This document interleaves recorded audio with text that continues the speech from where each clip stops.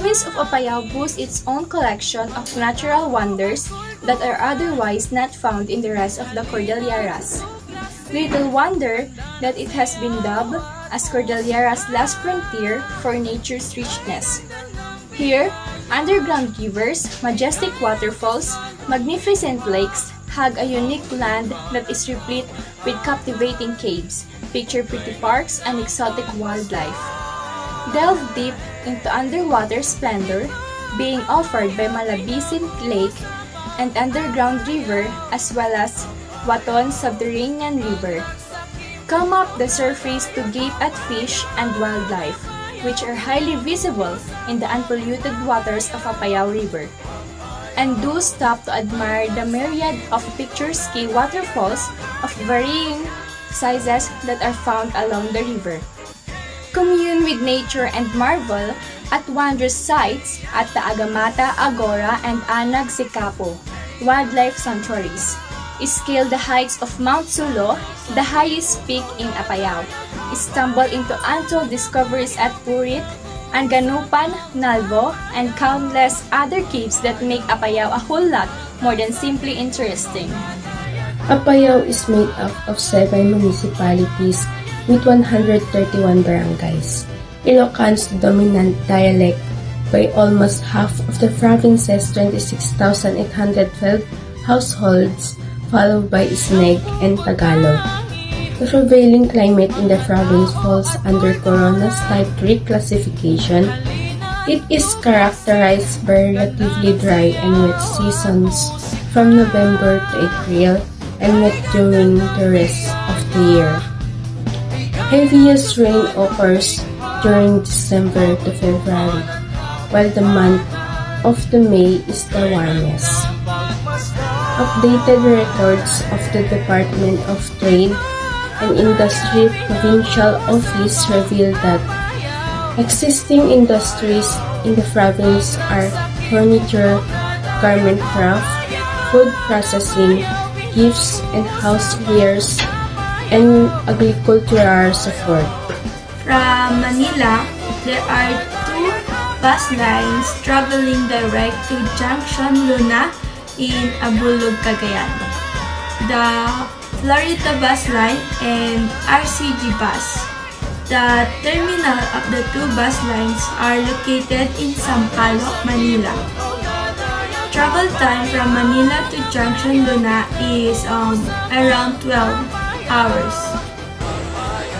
Truly that Apayao has full of beautiful features not just from their festivals, famous in unique delicacies and culture, but also to their tourist attractions. Apayao province is rich in dams, caves, waterfalls, and rivers which you will love to visit, especially when you're a fan of nature and love to discover a new adventure. If you're a fan of caves, the municipality of Coner is the best for you to visit, for it has Banlaang Cave, Punselan Cave, Porog Cave, and waterfalls. However, each municipality has their unique attractions, so whatever municipality you opt to visit, surely you will enjoy. Mga tao at kultura, halina't tuklasin, ganda ng sayaw at musika. Kay ganda ng biyaya, bigay ng Diyos na lumikha, kabundukan at kapatanan, kay gandang pagmasdan.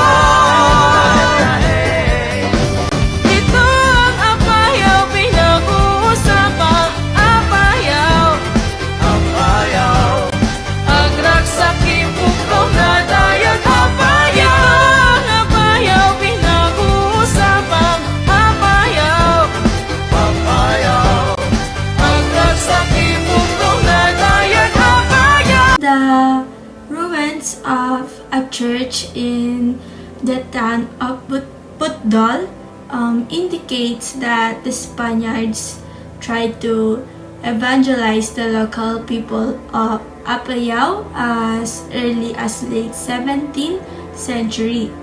At that time, the area was part of Cagayan province.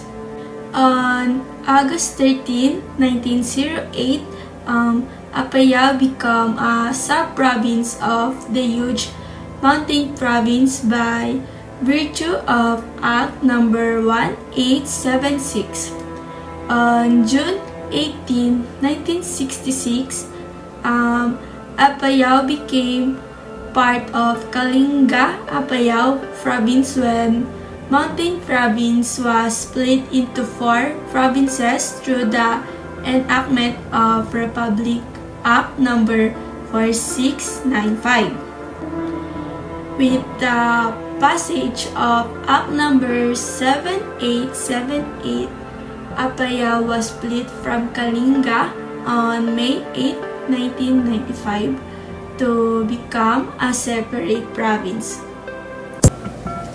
The Apayao derived their name from their traditional orientation along the Abulog and Matalag river systems in the northern end of the Cordillera Range in the Kalinga-Apayao province.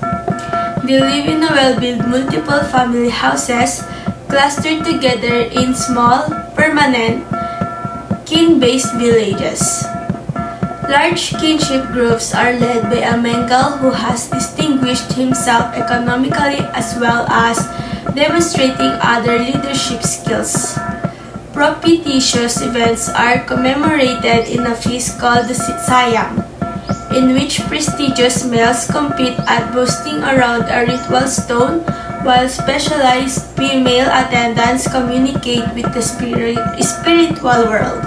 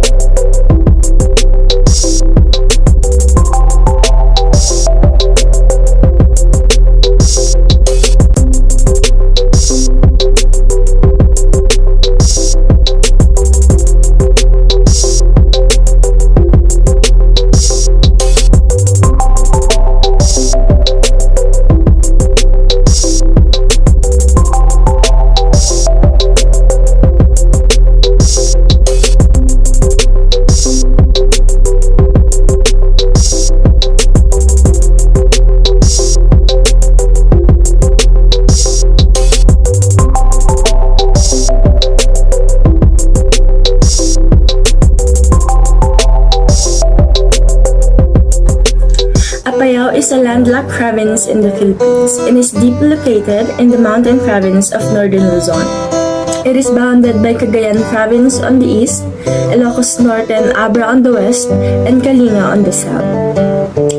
Among the 7 municipalities present in the province, Cabugao is the capital. The municipalities has divided into 2 classifications, which is the Upper Apayao, where Kalanasan, Conar, and Cabugao can be found, and Lower Apayao, where Flora, Luna, Pudtol, and Santa Marcela can be located. It has 4,413.35 square kilometers and has a population of 124,366 according to 2020 census. Apayao is basically composed of farmlands, where the plain and valleys are used for farming. The highest point in the province is Lamabayo, rising 1,386 meters above sea level. The climate in the province is characterized by relatively dry and wet seasons from November to April, and wet during the rest of the year.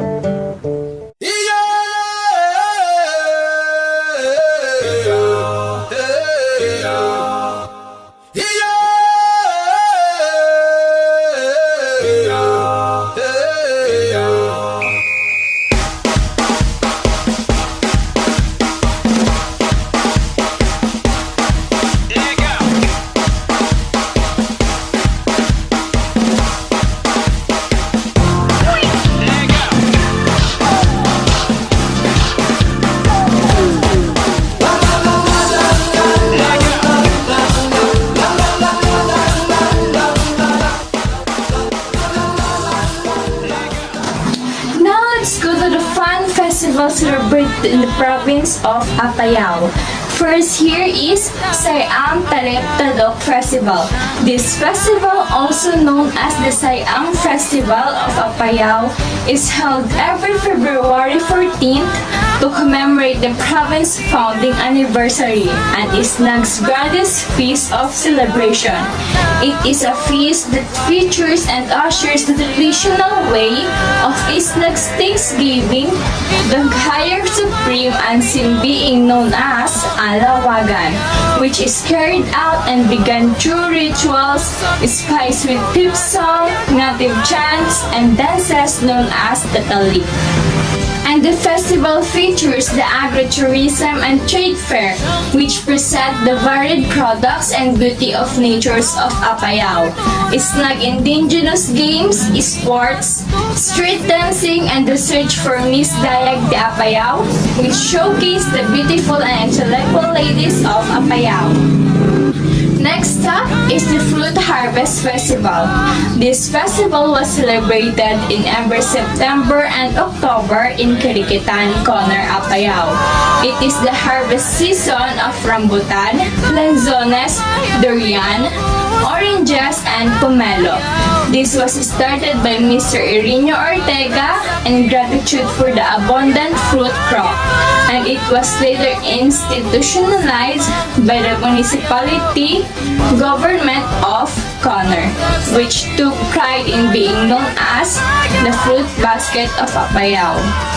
And lastly is the Apayao Day.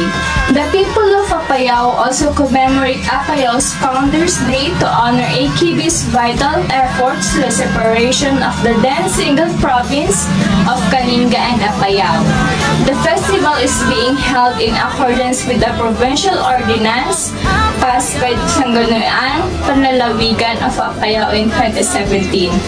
This is also held every February 14, which consists of cultural activities, presenting pageants and sports. Cultural practices. Even now, the snag spiritually is palpable. The snag of Apayao, like other Igorots, are spiritual beings believe in various supernatural powers. The spirituality of the snags expressed in their beliefs like God, also known as Alawagan, and other spirits are factors in their plentiful natural resources. A series of ceremonies are conducted, appropriate times of honors and spirits. Rituals are more effective in binding where symbolic items are used. Spirituals are carried out for their therapeutic properties, whether they are physical, spiritual, or psychological. The sequence of ceremonies associated to their profound belief in the existence of spirits in the environment, which influences their way of life, are the most prominent among the Snag various rites. In terms of characteristics and significance, are the Snag ceremonies are detailed interview. Tribal elder known as Mengal was conducted.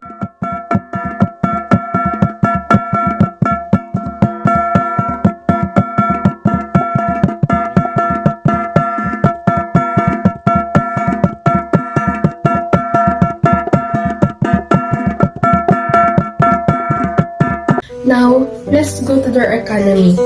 Apayao is largely an agricultural area.